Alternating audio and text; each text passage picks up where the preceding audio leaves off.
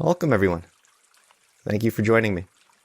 For those who do not know me yet, my name is Ron Levine from Mindfulness and Blue Jeans, and I have been practicing mindfulness and insight meditation for almost 25 years.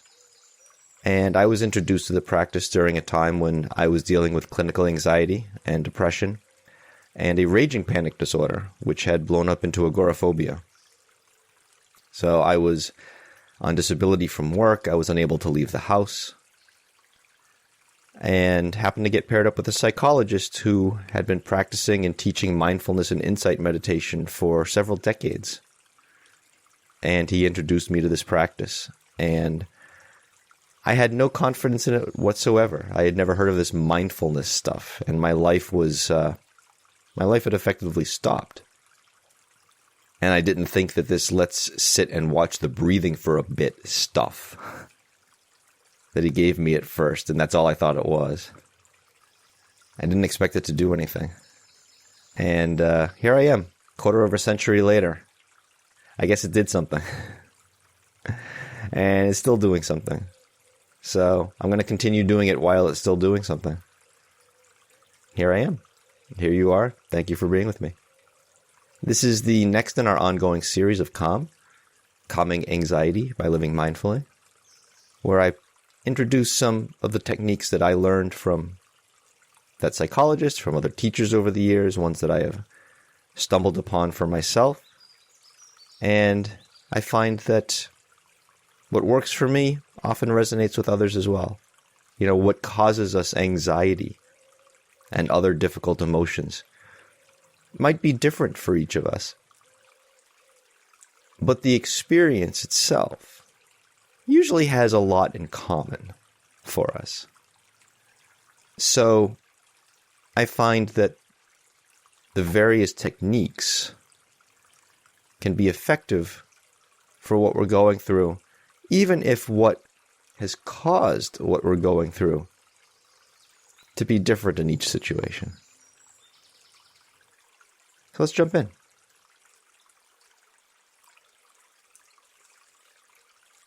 I always like to begin my sitting by imagining that I am suspended from the ceiling by a piece of string attached to the top of my head, as a nice cue to sit up straight without adding any extra tension to do so. If we are experiencing some kind of tension right now, physical, mental, emotional, that's completely fine. Tension is allowed to be here.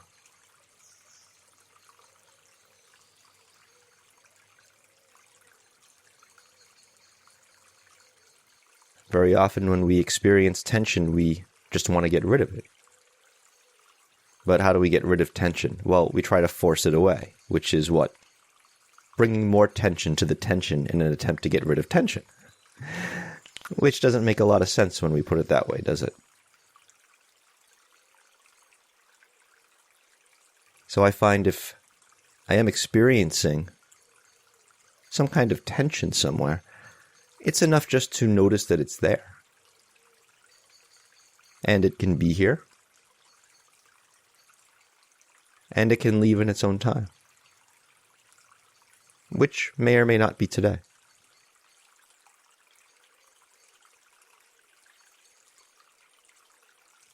I also like to notice what is holding me up. Chair, cushion, floor. Something is supporting me.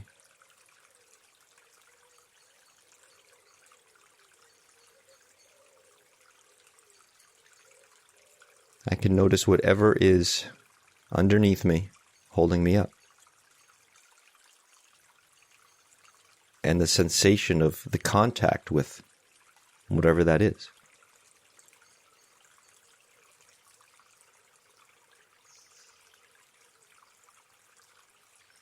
So let's take a moment to notice that sensation of contact, as well as this gentle suspension from the ceiling. And whatever else happens to be in between the two for us right now, however it is.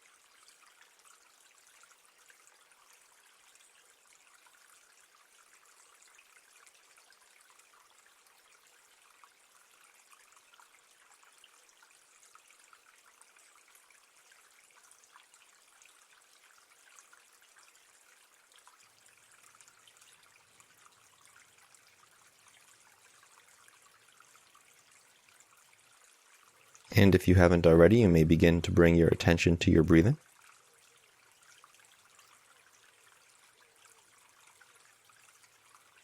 And you may notice that your breathing changes just as a result of having brought attention to it.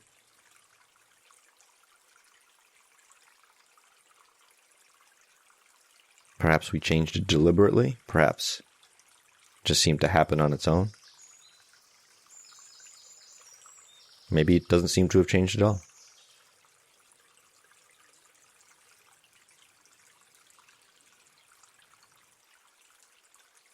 Now, we can shape and control the breathing in this practice, but we do not have to.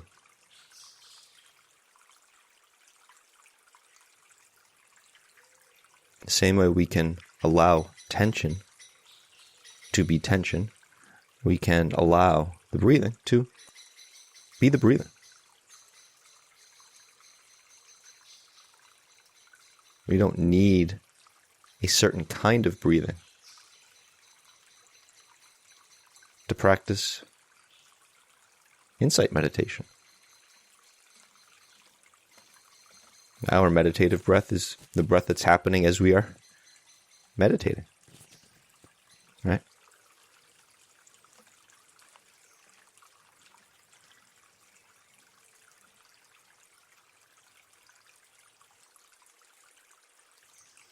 So the same way we can notice the suspension from the ceiling, we can notice the feeling of support beneath us, we can notice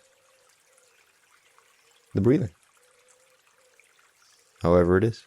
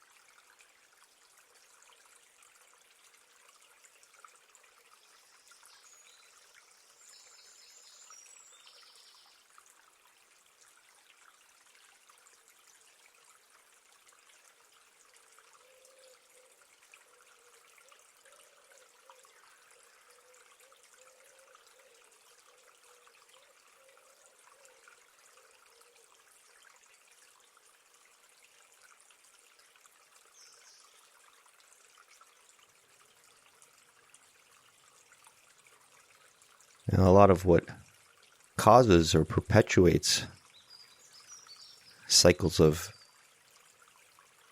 anxiety, dread,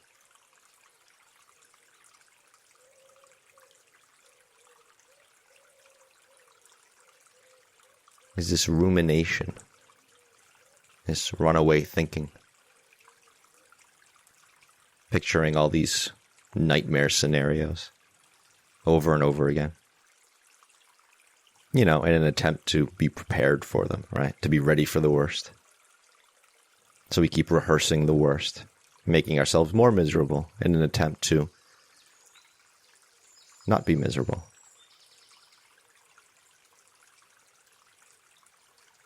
In an attempt to feel calm, we actually make ourselves feel less calm.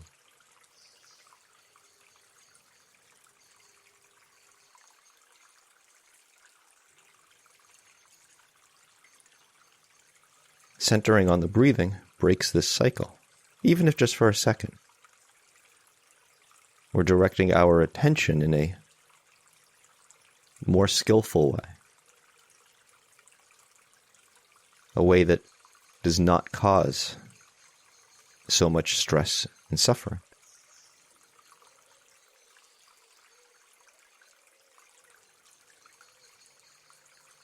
Now, the funny thing is, when we first start doing this, it can actually seem to cause more stress and suffering because we feel like, well, we need to think these things through, right? Once we're on a thought train, we've got to follow it to the end. Got to get it resolved, figured out. But does that actually happen? I mean, if we found the end and got it resolved and figured out, then, well, geez, I mean, the anxiety wouldn't be a problem, right?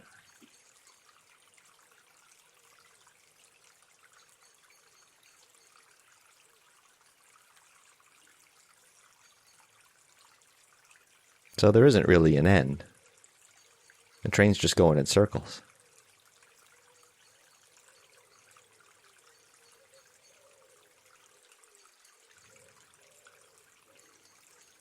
I mean, even if one source of anxiety does go away, another one comes up, right? Ultimately, it's all the same train, going in circles.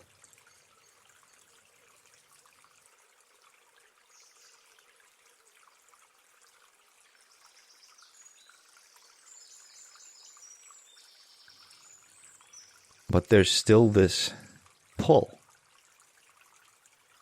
this desire to think these things through, to try to find that end, try to tie up those loose ends that are just dangling there in the breeze, right? We don't like loose ends. Stuff that's unresolved. Stuff we haven't followed through to some supposed completion. Even if that completion doesn't actually exist.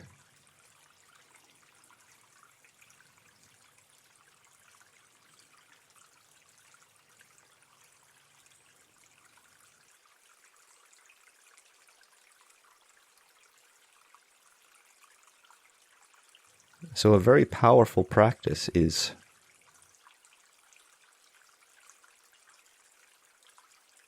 let the loose ends be loose ends.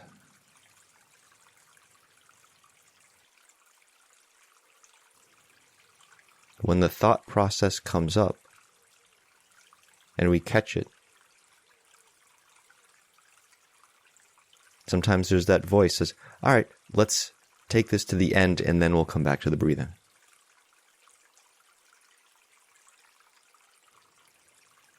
Now I invite you to say, no. I'll come back to the breathing now.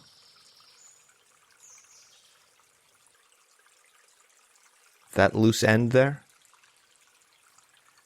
that can just flap in the breeze.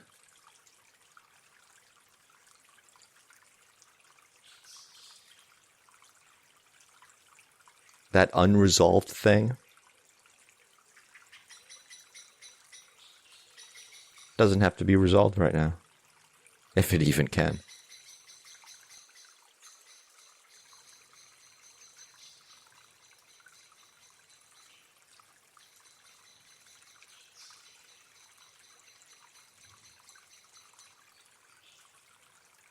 And sometimes the mental picture I get is a bunch of loose ends dangling in the breeze like fringe coming off of a blanket. All these unresolved threads.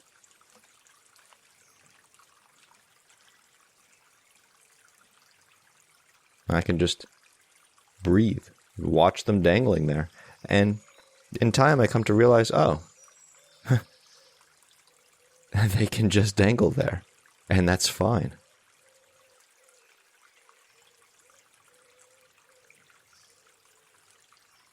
That's not actually the problem I thought it was.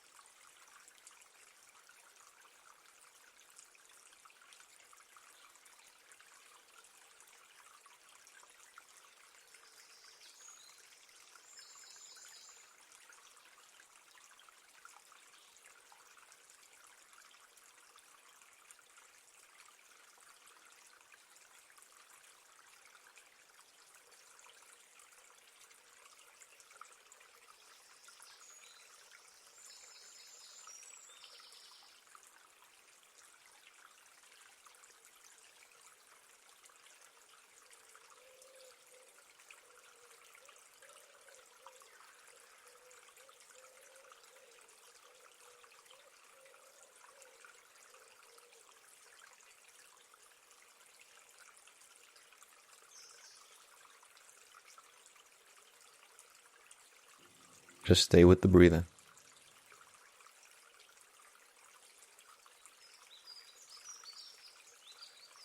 And if and when something starts to pull you away, we catch it. And right there, wherever it is,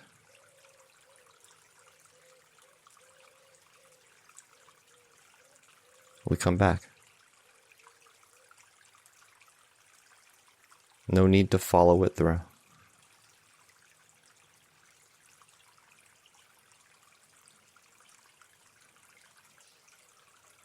It's not like it's not going to come up again.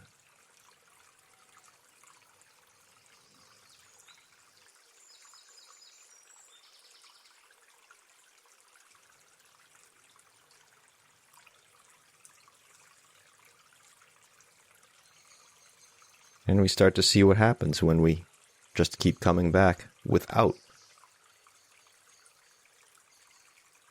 chasing every loose end. What happens when we do that? No, never done it before. Let's find out.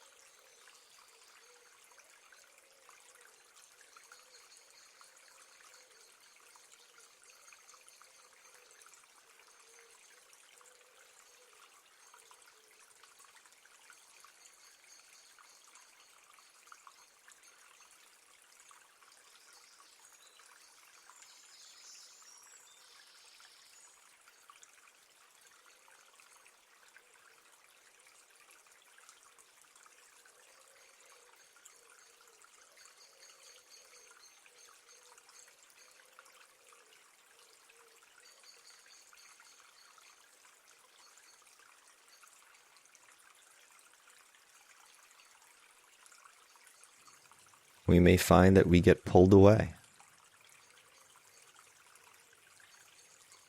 from the breathing every few seconds.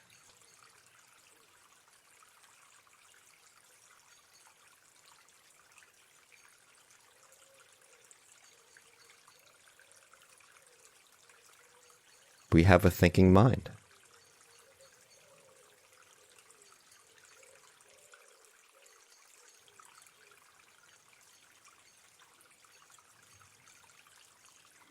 So when the mind thinks,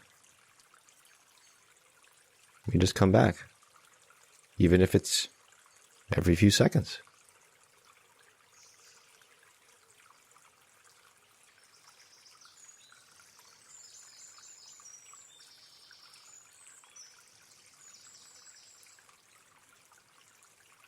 And we don't have a choice about the mind thinking.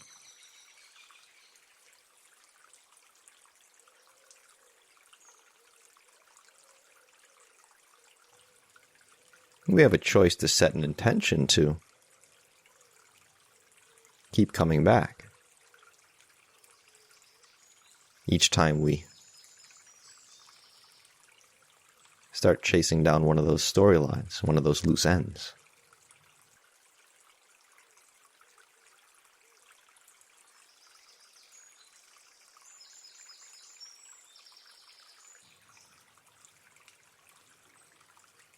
So let's not focus on what's beyond our control. Let's focus on what we can control.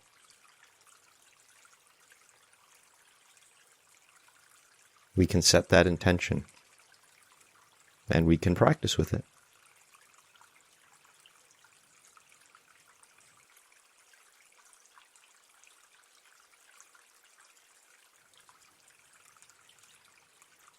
We can see what happens.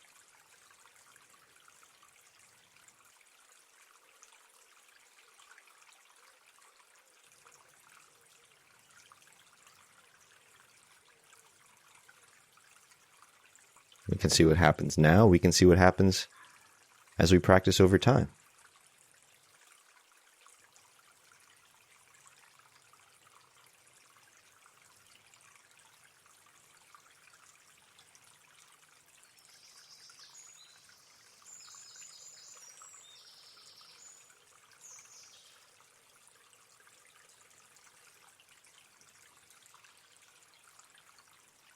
We can do this on the cushion. We can do this off the cushion.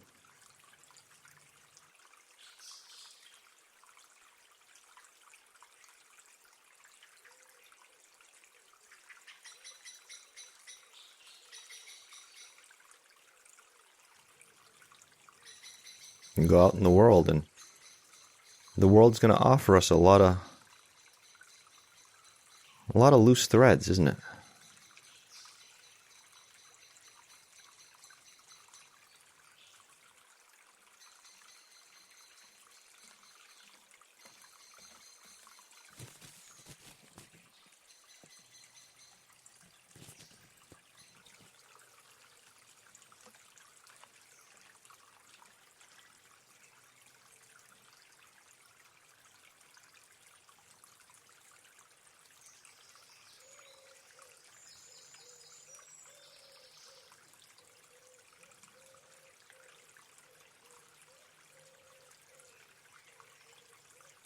And some of them we do want to take to completion, but probably not all of them.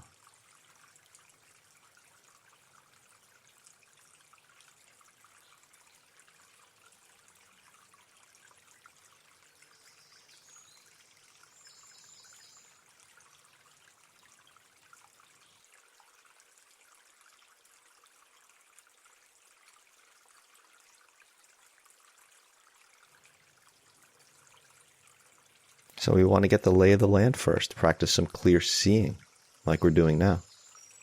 Which ones are skillful to follow, to take to completion, to do something with?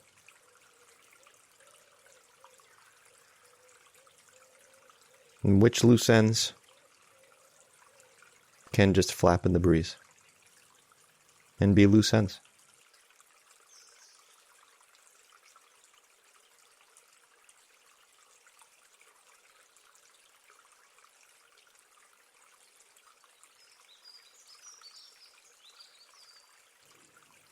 And just being able to discern the difference between the two in itself.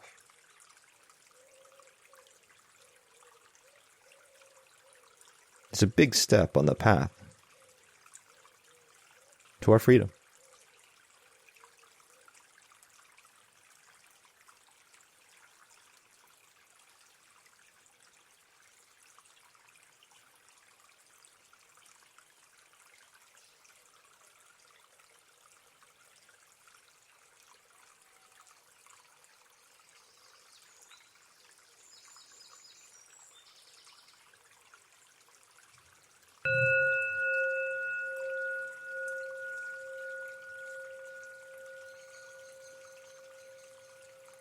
Thank you, everyone. I'll hang on for a few moments if there's some questions or observations in the chat. Hey, Chris, yeah, I don't want to be surprised by the bad thing. I want to be on top of it, expecting it. That way it won't hurt me as badly. Exactly. This is why we engage in rumination. Rumination is incredibly unpleasant, and yet we still do it. Why do we do it? Because we think we're going to get something out of it. It's the same reason we do anything. It's the only reason we do anything. We ultimately think that we're going to get something out of it that is worth at least what we are putting into it. And even though we know at an intellectual level, because we've been seeing it for decades, that the rumination doesn't actually accomplish that. The rumination doesn't actually have a return on our investment. Even though we know that intellectually, emotionally, we still think, no, this time it's going to work. This time it's going to make me feel better instead of worse. And that's what we want to see, is how we are handling the fear of uncertainty. Are we making things better or worse by the way we are handling it? And we can see pretty clearly when we observe and watch what's happening oh, well, geez, I'm taking an uncomfortable situation, that of uncertainty, and I'm turning it into something far worse. So maybe let's not do that. Let's try something else that isn't that. Because that's really a pushing away of the uncertainty, of the unpleasant feeling. I often say that anytime we are overthinking, that's usually a pretty good sign we're trying not to feel something. And we just do that over and over again, and we don't really get anywhere. We're like that train that's going in circles. So let's try something different.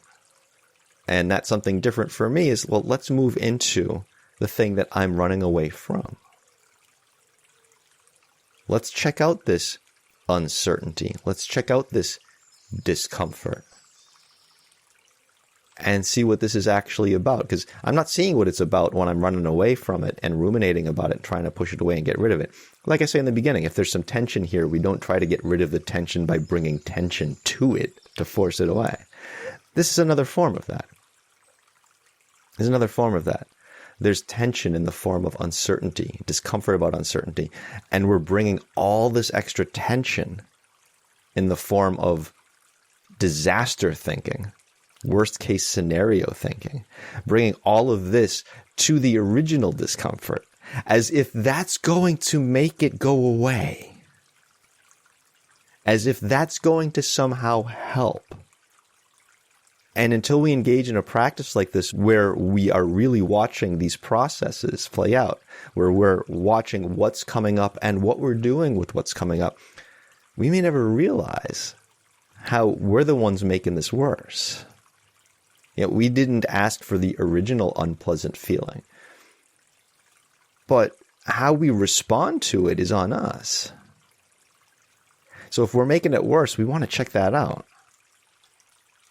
It's not easy. I'm sitting here talking about it like it's easy. I know it's not easy. It's not easy. But it is effective in my experience. It's a hell of a lot more effective than going in those rumination circles. So I deeply feel what you're saying. That was the same issue that brought me down to the point where I was agoraphobic and unable to work and the whole bit. I mean, that's exactly, I'm telling you, that's how I crashed. So I deeply understand what you're saying. It's exactly what brought me down. And the practices that I'm describing are what brought me back out again. Yeah, I like that from Chris. The loose end feels like a perpetual low-grade annoyance floating in the background. Yeah, that's a great way to think about it. And what happens if we just allow the low-grade annoyance to be a low-grade annoyance? Because it's not inherently an annoyance, right? It's just a process. The annoyance is from us. Annoyance is our perception, our feeling, right? So we want to notice that. The same way we can move into the discomfort instead of running away from it. The same way we can open up to the uncertainty instead of running away from it. Again, that doesn't mean it's necessarily going to suddenly become pleasant. That's not the point. The point isn't, okay, I'm going to move into this so that it stops being unpleasant. Well, no, it's not going to work that way. That's just another kind of avoidance. It's a very sneaky kind of avoidance. It has to be a genuine inquiry, genuine curiosity. No, what is this uncertainty actually like? What is this discomfort actually like? What is this annoyance that I'm feeling about this unresolved thread, about this loose end? What is this annoyance actually like? Not what is the thread actually like? Not what is the loose end actually like? What is this annoyance? And what happens if we don't even use the word annoyance? What if we don't slap a label on it? What if we just, what is this feeling that comes up around an unresolved loose end? And just look at that. Look at that discomfort. Look at that energy. Huh, what's this? Oh, what is this really? Is annoyance a crisis? Can be if we make it one. Right? Inquiry.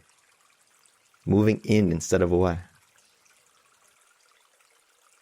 Ava, what if we can't control our flood of emotions like an obsession?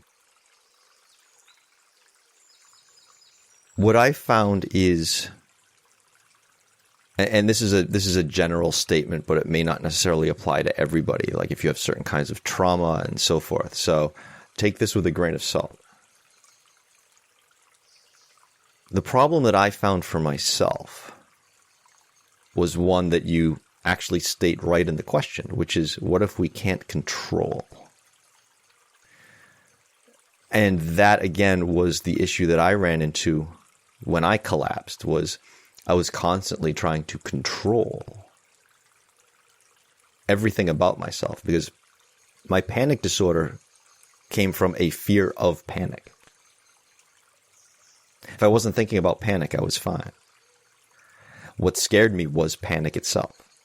So I really had this cyclical panic disorder. And what ended up happening was I finally got to the point where I couldn't stop thinking about panic. And so I couldn't stop panicking. And you see where that goes. The problem was I was trying to control every aspect of my thinking, feeling, and body, physical. Hypervigilantly trying to control my breathing, my heart rate, what I was thinking about, how I was feeling, and in an attempt to not ever feel anything even remotely associated with panic. And it was that controlling in itself, that attempt to control all of that, that ultimately brought me down, because it was so draining, so exhausting. And part of the problem was, one of the things that made me most anxious was exhaustion and fatigue. And here I was causing those exact things in an attempt not to feel anxiety and fatigue and exhaustion and so forth. So for me, again, opening up to these sensations, scary as they were, and sometimes still are, not the way they used to be though. Now I'm very familiar with them. I'm like, oh, okay, yeah, what's up? Not something I'd prefer, not something I'd order off a menu, but if it's going to be here, anyway, I have a choice. I can check it out, or I can fight with it and try to control it. And I've seen where both of those roads lead to, and I make my decision accordingly. So sometimes, instead of trying to control the flood of emotions, sometimes even instead of looking at the flood of emotions, because that might be overwhelming, that might be too much, look at the process of controlling, of trying to control. I find if there's a whole flood of things coming up, it's very helpful to just focus on one thing. And preferably not one of the things that's in the flood. So perhaps examining just this process of trying to control. Not in an attempt to control the controlling, just to notice the controlling. Notice what it feels like. Notice, is it working or not? Is it pleasant or not? What's the motivation? If that's too much, just notice the breathing. Come to the breathing exclusively. Let the flood of emotions, let the controlling, let those be loose ends for now. Direct the attention elsewhere. Something simple, like the breathing, and just anchor there. And every time you get pulled away, even if it's every 2 seconds, you just come back. It's really a matter of where we are directing our attention. And again, that may not apply to everybody's situation. But as a general rule of thumb, that's what's worked for me. Doesn't mean the flood necessarily stops. I mean, it will eventually. Everything stops eventually. It's not an attempt to make the flood stop. It's an attempt to get a little breathing room, see a little more clearly. At least make it so that the discomfort of the flood is not now being accompanied by the suffering that we tend to add on top of it in the attempt to control it, in the attempt to stop it, in the attempt to make it be a certain way or make it not be at all. Not taking something uncomfortable and making it worse. Hey, Ren. No matter what I do, I believe the anxiety can still hurt me. Yeah, there is that feeling each time that this is the one, right? When I was housebound and I would be ruminating about having panic attacks out in public, I would always have that sequence in my mind where it would lead up to that worst moment where I'm completely melting down and everybody's staring at me and the whole thing, right? That classic. And then at that moment, the picture would freeze. That mental picture would freeze. And there it is, just stuck in that frozen moment. And that's where time stops. And that was the mentality that I had was, okay, I've been living my entire life up to this point. Time's never stopped before. Even when I'm having a panic attack. But I'm pretty sure this next one, this is the one where in the middle of it, time's going to stop. This is the one. There's always that feeling of, no, this one's different. This is going to be the one. This is going to be the disaster this time. Even though we see over and over and over again, it doesn't work that way. And again, that's the fear mind. Our emotional systems are older than our intellectual systems, which is why we are motivated so much by fear and anger rather than logic. Which is another reason why we want to engage in a practice of clear seeing, because an intellectual understanding isn't going to be enough. As we know, it's not going to be enough. We need to really feel. We need to see at a deeper level, at a felt sense, at experiential level. Oh no, wait a minute. This doesn't make sense. This isn't going to just freeze like that. Again, yet another example of moving toward the uncertainty, the discomfort, and so forth, rather than running from it and not seeing what it's really like. And then we have to continue running from it because we never see what it's really like. And if we don't see what it's really like, we have to rely on the stories we have about it. And what are the stories we have about it? The worst case scenario. So that we can be prepared and think that we can handle it just in case. Chris, annoyance as physical discomfort. Yeah, it's the same thing. It's the same thing. Even physical discomfort we are experiencing at a, if you will, at a mental felt level or an emotional felt level. We're still interpreting it. If you have somebody who's brain dead, for example, and you contort their body in a way that would normally be physically uncomfortable, are they going to experience discomfort? No. The perception of discomfort at a physical level is just that. It's a perception. It doesn't mean that discomfort's not there. But it's still being perceived by the mind. Just like a mental or emotional discomfort would be. We're still perceiving it. We're still processing it at a mental level. still interpreting it. So in that sense, not a hell of a lot of difference. Deep, I get a mastery in mindfulness many times, but can't hold it when I go through stress and tough times and mess up with stress anxiety. How do we keep that mastery in mindfulness? Well, that's just it. If we can't hold it when things are difficult, is it a mastery? As one of my first teachers like to say, well, if you get good at sitting on a cushion, so what? You just get good at sitting on a cushion. This is why we practice. Because it is hard. It is hard when we're going through something difficult.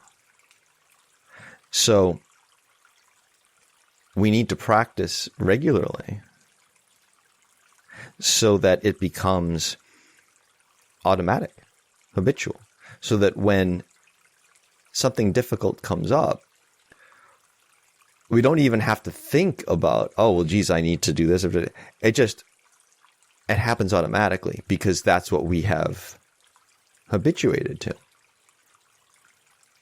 I tell a story sometimes about how I'd been practicing for 7 or 8 years and had this nightmare one night where I was in a roller coaster that was going way up in the sky and was about to come like crashing down.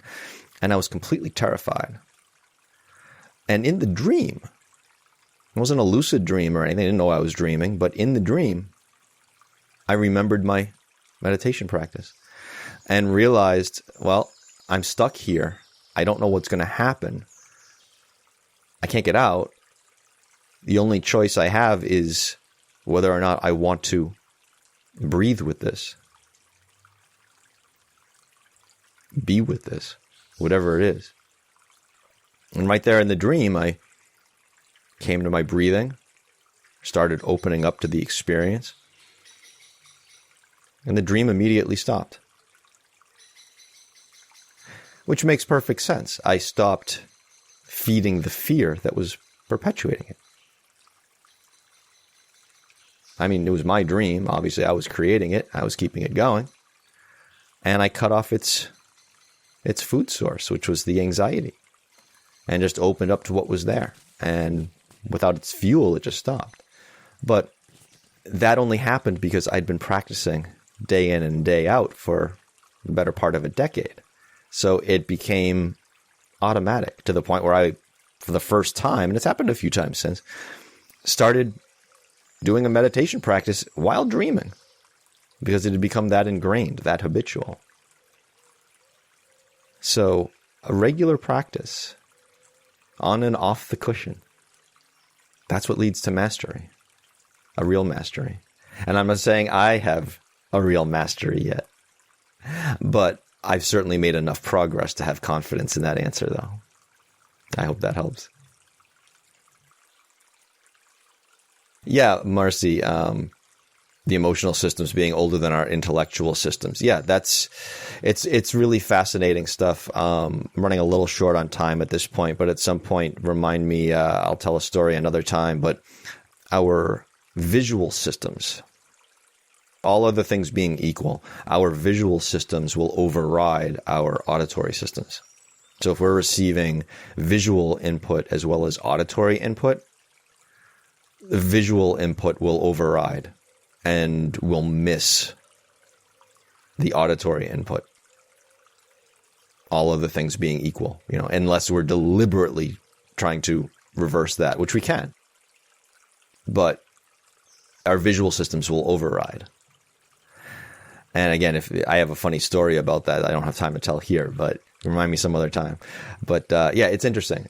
There are biological and evolutionary aspects to this that explain why we have the blind spots that we do.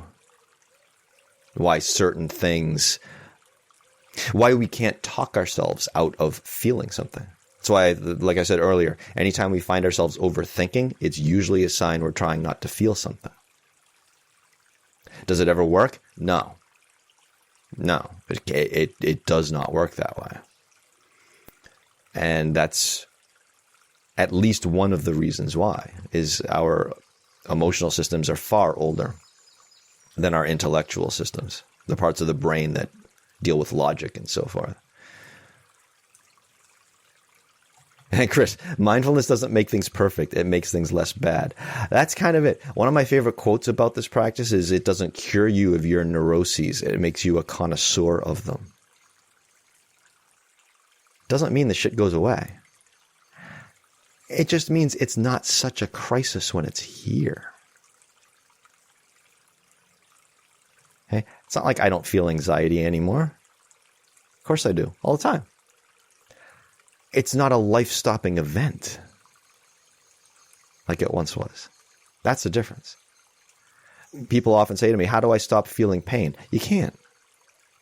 We're not here to stop pain. We're here to stop the suffering we add on top of pain. We're changing our relationship with pain. We're changing how we respond to pain, to discomfort, to uncertainty. All of these unpleasant things that we do not have a choice about, so that we are not adding additional stress and suffering on top of them, because that we do have a choice about.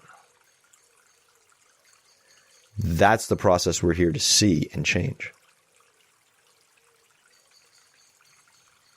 I do have to wrap this up for now. Again, I'm Ron Levine from Mindfulness in Blue Jeans. You can follow me here on Insight Timer and check out the Mindfulness in Blue Jeans group if you like. I hope this was helpful. Had some great comments in here today. Folks, have a great rest of your day, your evening. Remember to take this off the cushion with you, see what happens. And hope to see you all again real soon.